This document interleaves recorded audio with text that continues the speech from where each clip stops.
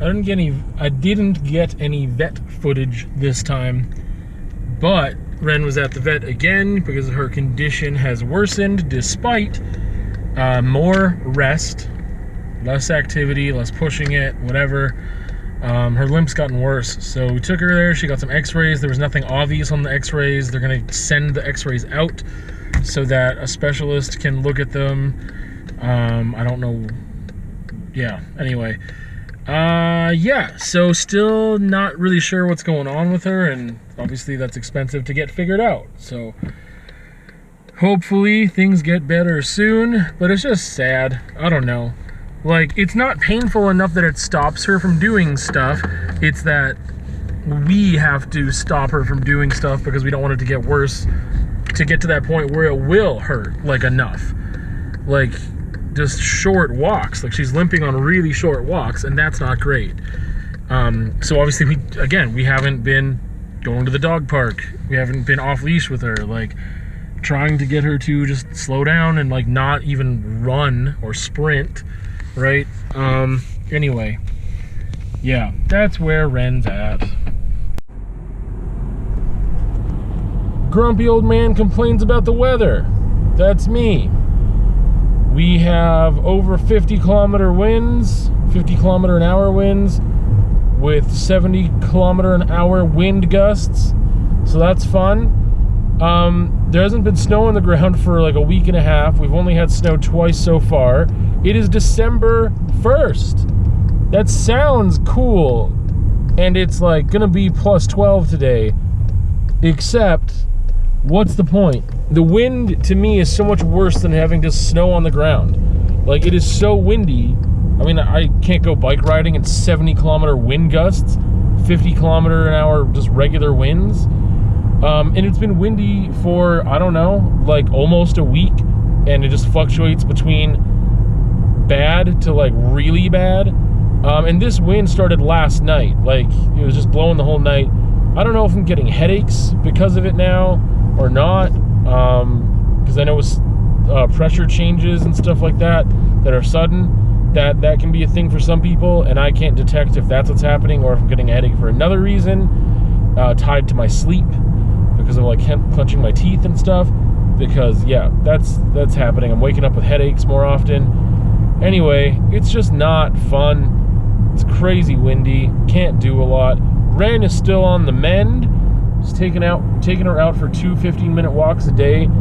Haven't gotten any results yet about the x-rays, but her limp seems to be getting slightly better, so I don't want to push it, but just those 2 15-minute walks per day is kind of where I think it's gonna stay for a little bit. But yeah, she's definitely getting restless. I mean, she's got, you know, her sedatives, and that's sad to put her on those, but also it's like she needs to settle down a bit in order to just get healthier, right? Like, even just at home, the amount of jumping and sprinting and running and like everything else she's doing can be detrimental to her injury. It doesn't have to be just out and about and not going on long walks or off leash walks and parks and other dog wrestling and stuff. Like, no, she might injure herself just by being at home and jumping around like a crazy chicken. Yeah, so I don't know. It sucks, but it seems necessary right now, and that's just where we're at with it. So we will see. We will see. I've been having a lot of crazy, amazing epiphanies and realizations and things lately. One of them was in the conversation that happened this week, which was reasoning myself into compassion. But there's another formula that I figured out as well. And the short version of that is, you know what? I'm not even going to give you the short version. I'm going to have it as a conversation for next week anyway. So it's just been cool. I've had one conversation alone that brought me to a place where I realized I've had to use more logic and reasoning in order to get to better mental states, I guess. And then I've had 2 conversations with 2 different people that really, really helped me and cleared things up and like made me have some realizations. And yeah, it's been really productive, and I feel really good about it, with just like personal growth and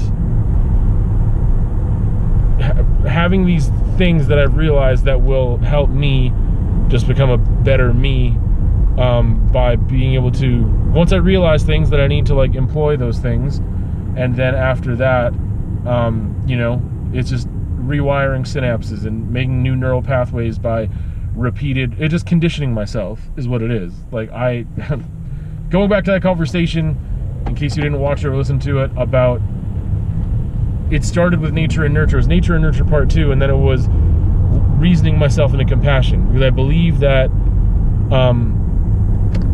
that there's way more nature than I realized involved in a lot of things, even with nurture. Like, there's only so much that you can nurture yourself, and I think that that is in your nature. Everyone has a different chemical composition, different levels of cognition that they are capable of, and I think that's inherently nature. There are some people who can never get X amount more like intelligent in specific areas, or you've got a cap, right? And it's like that you've got maybe yours is 90, you can go up to 90, and you start out as a child at 10, and you've got all that room to grow, but some people might have a cap of 50. And that's the same thing for changing habits, for changing whatever, or just ability to reflect. Like, I just don't think that some people, no, that's not think. Like, I know there are some people who aren't capable of conditioning themselves, of creating new neural pathways, of changing their behavior, because they can't even recognize at times that the behavior can change. Or some people aren't even aware of themselves at all, right? Like, just consciousness and stuff. There's just different levels of that, right? And that spectrum is so much more massive than I gave credit to before, and there's reasons why, but I wrote about it. I'm going to post that writing before I keep ranting. But I mean, I guess that one of the reasons why is that I've always wanted, why is it taking me so long to realize that spectrum and how true that is and stuff? It's because I've always wanted to assign blame. I want to assign responsibility. I want to assign guilt. I want to assign like someone can be accountable and responsible for their actions, because if that's true, then they can change. But if they are incapable of being responsible for their actions, then they're somewhat incapable of change. And I want, like, for myself to learn and grow from my mistakes. But if some people can't even recognize them as mistakes, or even if they do recognize them as mistakes, they can only change them so much because they don't have the ability to just stick with certain things for certain periods of time in order to make changes. Like, whatever. That's a spectrum, and it's really helped me be a more compassionate person. And I've had to get there through reasoning and logic rather than something inherently innate in me to be a compassionate person, because I'm not. That's not in my nature, but what's in my nature is an ability to become a certain amount of compassionate, and I've realized that growth is there, that opportunity is there, and that's where I'm at. Well, it is Thursday. I feel like I haven't vlogged anything other than like one of these like talking head moments earlier. I don't even remember what day it was, Tuesday or Wednesday. I don't even know if there's anything else that I have footage of. I've been working every day, which is good. One of them was a half day, but regardless, work is good. I mean, work is good. I mean, I've been working.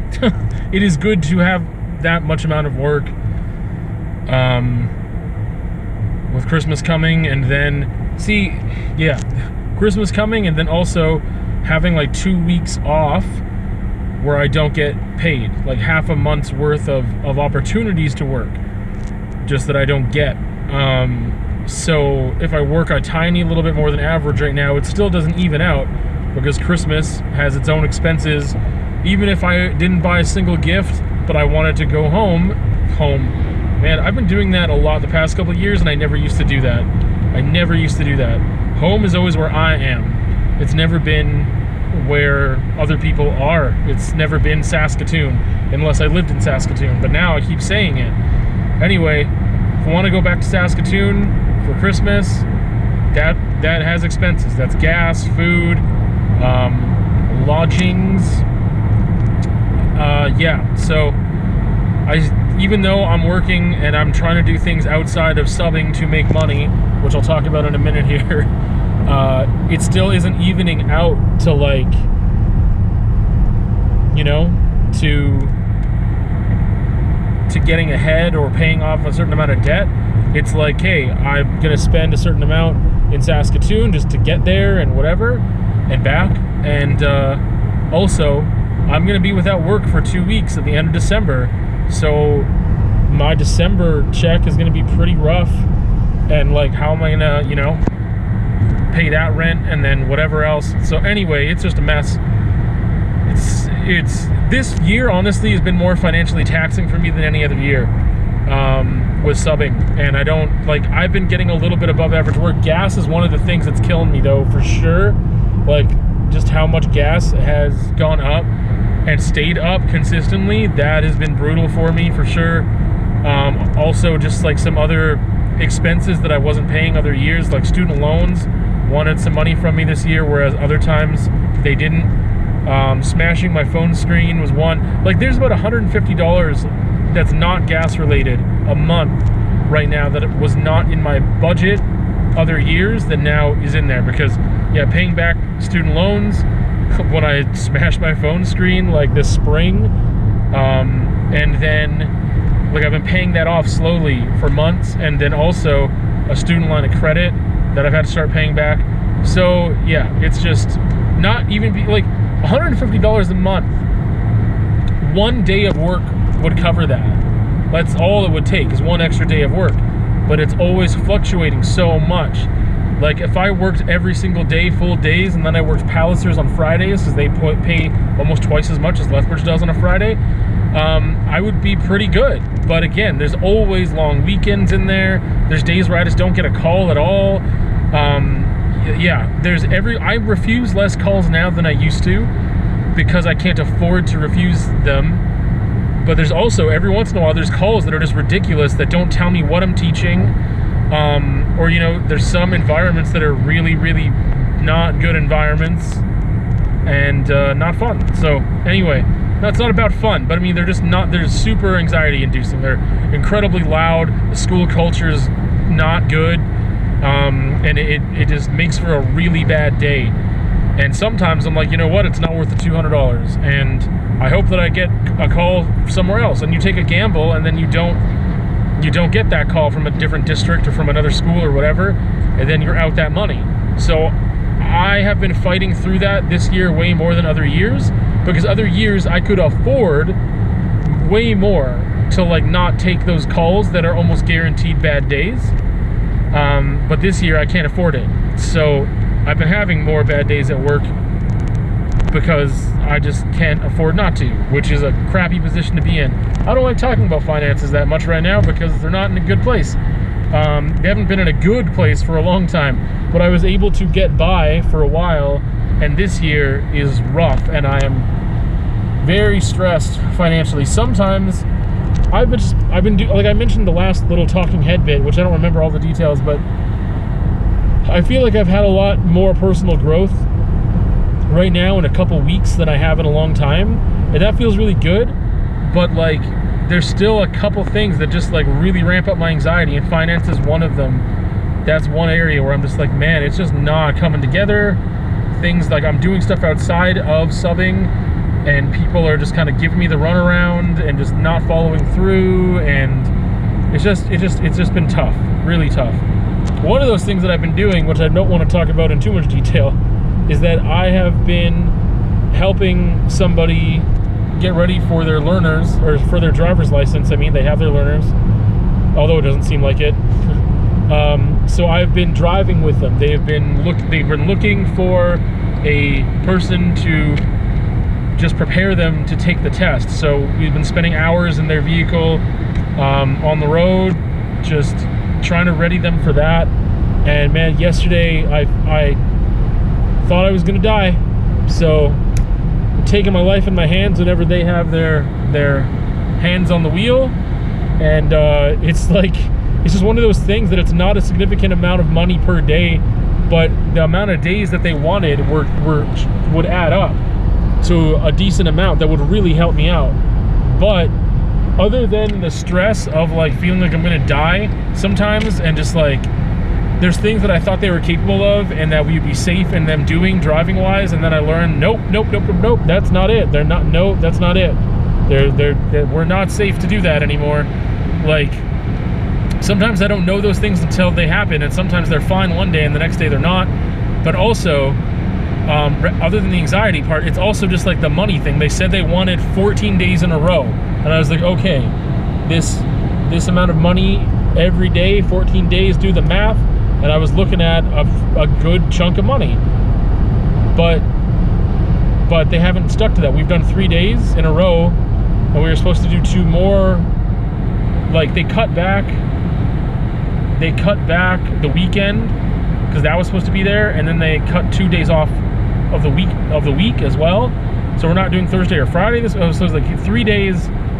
We just did 3 days in a row, and that was it. And now I think we're waiting 4 days until we start again. And it was like I was really counting on some of that money, not just for long term, but even for this weekend. So anyway, being transparent about vulnerabilities and finances and stuff sucks, but there it is. Anyway, as for some positive things, so I don't know if I am going to have a whole conversation about this, so I avoided talking about it last time, but I think it's just worth mentioning now, especially because I don't have a lot of other footage this week, and talking head it is, you know. But I just, after I wrote about it today, I don't think I can really get a conversation out of it, and I can simplify it, and it is about mental transactions, emotional transactions, emotional contracts, and that will make sense in a second here. Yeah, oops. So, this is something that sometimes what happens is that a person tells me something and it just doesn't click until someone else tells me in a different way, or I experience things in a different way, or I'm just ready to hear it finally. But a while ago, a good friend was telling me, like, it's not about you, it's not about you, it's not about you, was the phrase that was just like these things that were happening that were really frustrating me, and they were other people's actions that were imposing upon my peace of mind, and they were just disrupting me and whatever, and they just kept saying it's not about you. And I was like, it is about me, it's directly affecting me. They can do better, like they can do things that would, they can avoid doing certain things that would assist in my peace and like my whatever, just like things that were happening. And it finally clicked as to what that meant, like it's not about you. And it's because I was having a business transaction, and I took that as emotionally. So the math for me, business transaction is a mental transaction, and a mental transaction is an emotional transaction. So I've come to this place of realizing, like, everything is a mental transaction for me. But for some reason, every mental transaction translated to an emotional transaction, and that doesn't make sense, and that's not right. Business transactions, for the most part, don't have to be personal, and they can just stay business transactions. And if those business transactions are also mental transactions, but if those mental transactions don't go well, they don't have to become emotional transactions. And the way that I kind of worked around that with language and a formula, which is funny because I've been writing about that recently, about the fact that I don't like formulaic process, but I guess I actually do. I need it right now. Like, as I mentioned in the last little section about like that, the conversation that I had this week about how I've had to logic myself into being more compassionate, basically through a formula, and talking about nature and nurture, and like getting way more logical and using reason than emotions in order to help with the emotions. So anyway, the way that this works for me is that everything's a mental transaction. But if I am not in an emotional contract with somebody, I should not be having an emotional transaction. I should not be processing that emotionally, and I should not be responding emotionally to that stimuli, to that transaction that occurred. It's a mental one for sure, because they all are, but it doesn't have to be an emotional one, because we are not in an emotional contract, and it takes both or all parties that are a part of that transaction, whatever the transaction is happening, it takes those parties to be willing participants of the contract. That is a contract that you have to explicitly say that you are involved in. And if that is not happening, we don't have an emotional contract, therefore we should not be having an emotional transaction. And that is how I have to kind of operate, just for my own self-preservation. And that feels a lot better. It feels like it makes sense to me. There's still going to be some gray areas and stuff, but this really helps. I'm having a weird day. I'm having a weird couple days, and so it feels good to just kind of like reiterate these things that are good, that I feel like I'm working on, I'm making some progress in. I have my last counseling session, I think tonight, or it might be next week. I honestly can't remember if it's today or next week. I mean, I have an appointment tonight, but I don't remember if it's the last one or not. I don't know. So, yeah.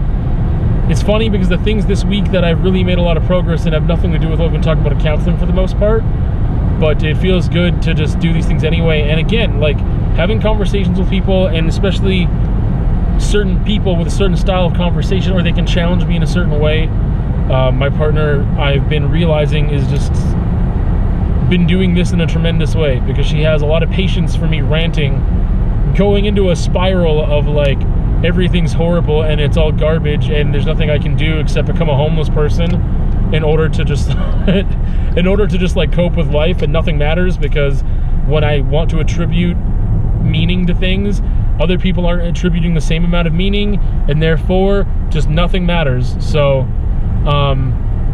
yeah, I should just be homeless and that's it. Not rely on anyone for anything ever, not even healthcare. Just don't have any ID. Just, if I'll have to just die on the streets if that's what happens.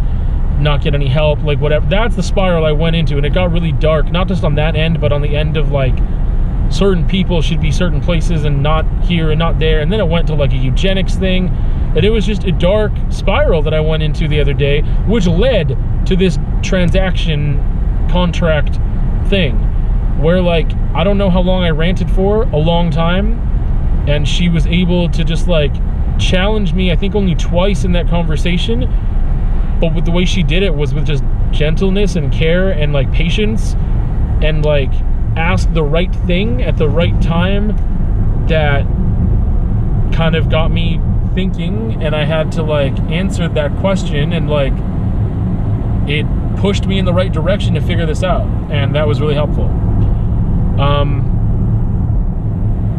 Yeah, so anyway, that's where I'm going to leave things off for now. We'll see what happens after counseling. This whole vlog might be just all talking head stuff. It's important stuff. I know it's not the funnest thing to watch depending on what you're here for, but yep, that's where I'm at. Having a weird time, but feeling better talking about good things right now. Progress. Change. Oh, wrapping up the vlog. Wrapping it up. Wrapping it up. I don't know. I still feel a little weird. I definitely had some circumstances today. A couple that just were unexpected and not great. I do feel good leaving counseling with some more stuff to think about and act on and change. And I don't know what else to say. So the only other video this week is the conversation about it is nature and nurture part 2, which had to do with logic, reasoning myself into compassion. That's there, the full thing. I talked a little bit about it here, but the whole thing's up there. And yeah, I don't know. I'm just in a weird place. I feel weird. I don't like feeling weird because I don't know what weird is. It's not like a definite thing, so I also don't know what to do with it. I feel off. I feel weird, and not horrible. Like, I think I'll be fine, but just a little weird. And that's the thing that came up in counseling again today too, of just like, I've known this for a long time, but like, yeah, if I don't like limbo, I like having answers. I don't like not, it's hard for me to deal with not knowing stuff. Anyway, see you at another time.